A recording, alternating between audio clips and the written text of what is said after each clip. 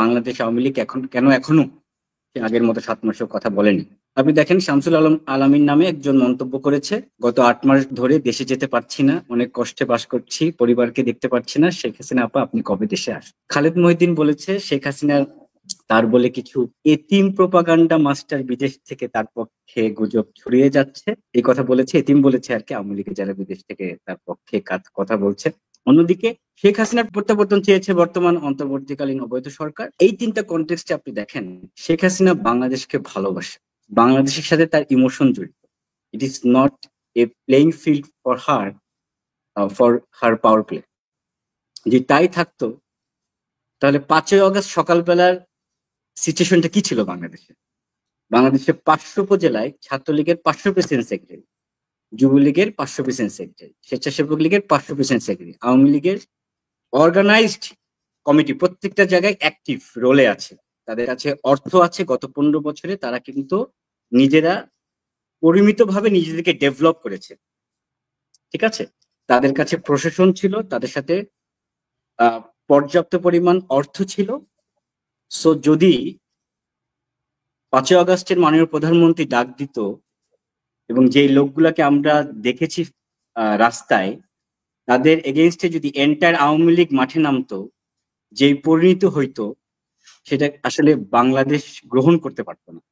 এবং শেখ হাসিনা থাকাকালীন সময় তার চোখের সামনে কেন সে আসলে তার ইমোশনটা কোথায় ভেঙে গেছে?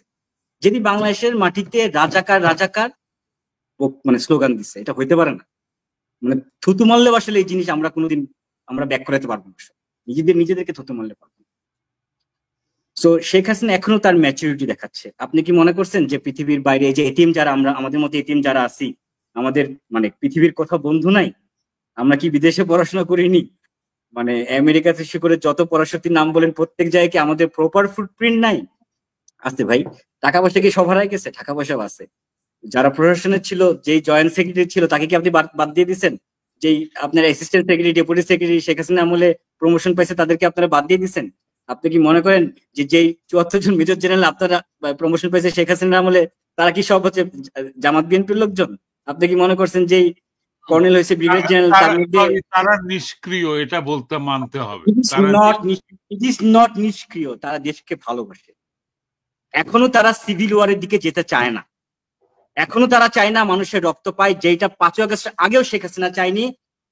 যা হয়েছে কনসিকুয়েন্সে হয়েছে, বাট 5ই আগস্টের পরে আমরা যেই পরিমাণ কিলিং দেখেছি, যে পরিমাণ অরাজকতা দেখেছি এবং যে পরিমাণ ব্লাফ দেখতেছি মিডিয়াতে, মানে আবারও ওই কথা ব্যাক করতে চাই, বাংলাদেশে এখনো অপ্রতিদ্বন্দ্বী নেতৃত্ব যদি কারো থেকে থাকে সেটা হচ্ছে শেখ হাসিনা, এবং শেখ হাসিনার বিকল্প নাই।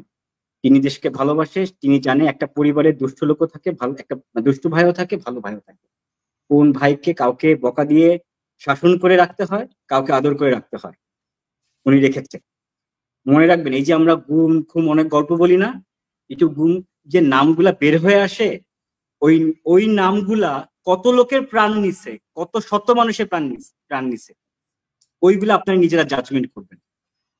তারপরে আপনারা কি করছেন আওয়ামী লীগের সাথে? প্রতিটা উপজেলায়, প্রতিটা গ্রামে আওয়ামী লীগের সাধারণ সম্পাদক, আওয়ামী লীগের সভাপতি, আওয়ামী লীগ, ছাত্রলীগ, যুবলীগ, যতটি সংগঠন আছে প্রত্যেকের প্রতিনিধি, সামাজিক সাংস্কৃতিক যে সকল সংগঠন আছে প্রত্যেকের প্রতিনিধি, প্রত্যেকের অফিসকে আপনারা পুরাইছেন। এটা হইতে পারে না, এটা মুনাফিকি আসলে। যে ম্যাসাকার হয়েছে বাংলাদেশে এবং যেটাকে মিডিয়া ধামাচাপা দিয়ে রাখছে, এটার উত্তর দিতে হবে। এই ফুটবল খেলায় কোনো সময় ডিবক্সে আমাদের ডিবক্সে আপনারা থাকেন, কোনো সময় আপনাদের ডিবক্সে আমরা থাকি, কিন্তু খেলা কিন্তু একবারে শেষ হয়ে যায় না। তো ওই 5ই আগস্ট হয়েছে বলে আপনারা সবাই মনে করছেন যে আমরা এতিম হয়ে গেছি, আসলে মানুষ মনে হয় না এখনো এতিম হয়ে গেছে।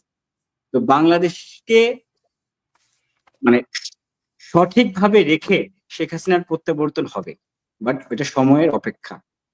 সময়টা কোন দিন এটা আসলে মানুষও বুঝতে পারবে, এবং আমরা ওই সঠিক সময়ে সঠিক ডাকের অপেক্ষাতেই মনে হয় এই টিমটা বসে আছে।